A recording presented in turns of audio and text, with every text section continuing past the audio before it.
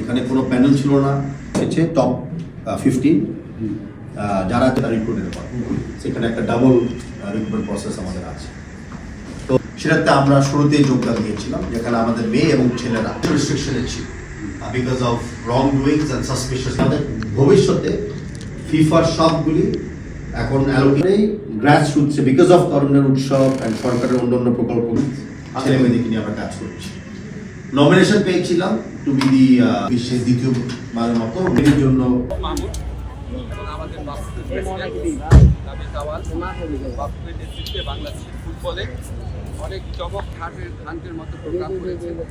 আজকে আমার কাছে ওনাদের আমি তোমার করছি ক্রিকেট ছাড়া আয়োজনের ব্যবস্থা যদি তারা অন্য যত শর্ত আছে ক্রিকেট ছাড়া অন্যান্য খেলার আয়োজনের প্রয়োজন পড়ে